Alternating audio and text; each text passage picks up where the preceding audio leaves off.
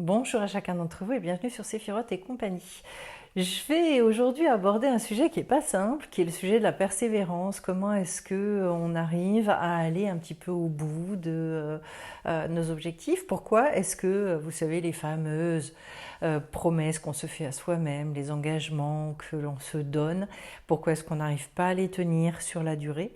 Alors, il y a un certain nombre d'explications.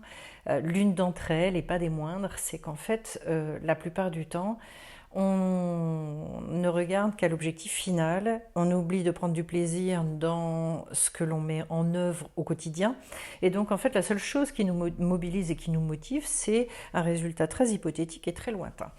Alors pourquoi est-ce que ça marche mal? Eh bien tout simplement, et ça c'est particulièrement vrai chez les inclassables et les indigos, je le précise, ils ont besoin de résultats. Si dans vos études, vous avez remarqué que quand vous ne voyez pas la possibilité en fait d'utiliser ce que vous appreniez. Quand il n'y avait pour vous aucun rapport entre ce qui vous était apporté comme connaissance et la possibilité d'appliquer dans votre vie.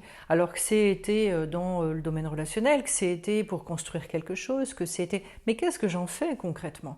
En fait, tous les hommes, bien évidemment, ont besoin de résultats, mais certains plus que d'autres. Ce qui va mobiliser, ce qui va motiver énormément l'inclassable ou l'indigo, c'est justement le fait qu'il ait des résultats et des résultats relativement fréquents. C'est pour ça qu'en pédagogie, avec les jeunes, on a énormément besoin on a besoin d'inventer en fait un système où on transmet avec un certain nombre d'exercices sur lesquels vont pouvoir s'appuyer les jeunes pour pouvoir persévérer, continuer et continuer à avoir soif en fait. Pourquoi est-ce que ça marche beaucoup comme ça pour l'indigo? C'est parce que justement il fonctionne avec la soif. Sinon il va très vite tomber dans l'ennui, se dire je ne vois pas finalement à quoi est-ce que tout ça va mener, c'est d'un intérêt extrêmement relatif parce que ça ne va pas me servir dans ma vie et donc il va laisser tomber, il va laisser de côté.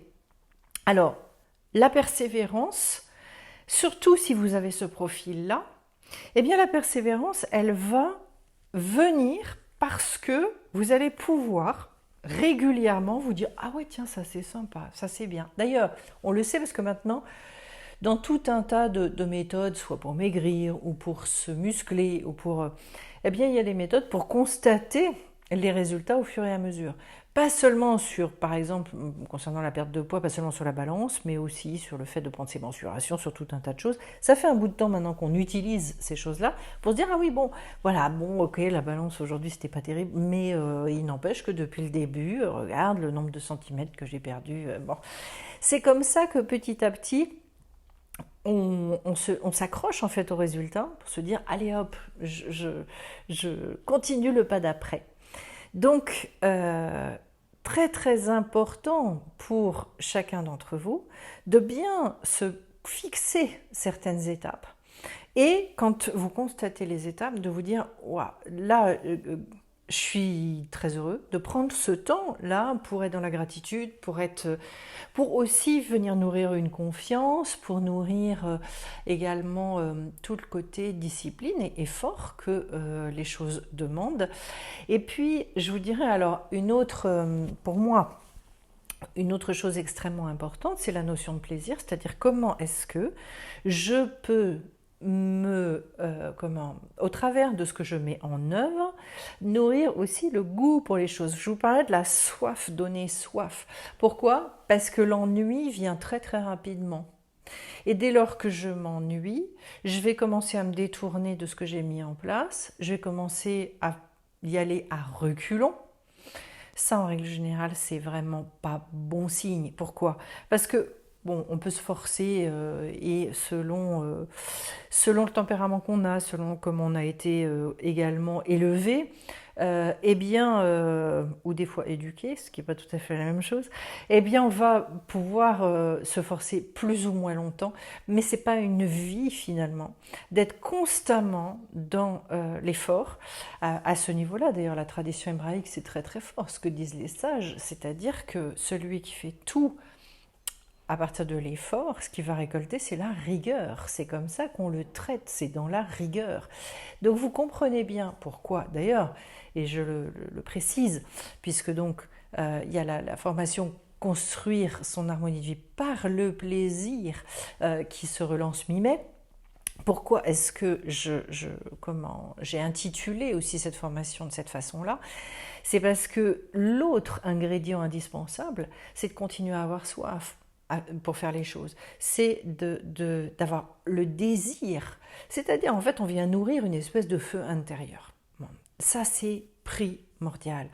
Donc, dans l'absence de persévérance, il y a aussi le fait que ça se refroidit. On refroidit notre cœur. Par exemple, je vous prends un exemple tout bête, mais un couple dans lequel on ne s'investit plus, il se refroidit et petit à petit, il n'y a plus le peps, parce qu'en fait, il n'y a plus personne pour souffler sur les braises et faire en sorte que ça reste bien chaud et que ce soit enthousiasmant, sympathique, qu'on ait envie de partager, etc. C'est exactement la même chose dans toutes les activités que vous allez faire dans votre vie. Et aussi, j'allais dire aussi chouette d'ailleurs que soit l'activité à l'origine, si on ne souffle plus dessus, si on n'entretient pas ce désir-là, petit à petit, ça s'étiole. Donc, là aussi, eh bien, éventuellement, besoin de faire évoluer les choses, besoin de recadrer, bon, il y a toute une vigilance à avoir.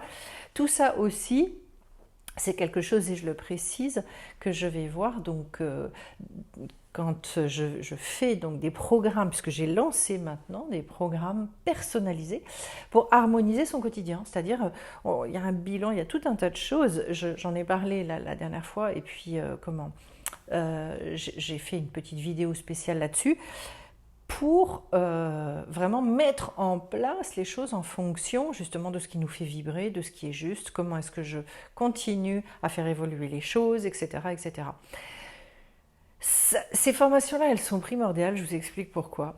Parce qu'en fait, je pense que là, on a besoin d'être tous énormément en forme, d'avoir le moral. Je parle aussi bien d'une forme physique, c'est-à-dire un tonus, une vitalité, etc., que également une forme psychologique où, je dirais, vous savez, nos vies à l'extérieur, elles coïncident le plus possible avec ce qu'on ressent à l'intérieur de soi. Comment est-ce que finalement j'arrive à faire en sorte que les deux se ressemblent, enfin, soient le miroir l'un de l'autre, hein. Ce qui est tout le programme d'ailleurs dans la carte du soleil au niveau du tarot.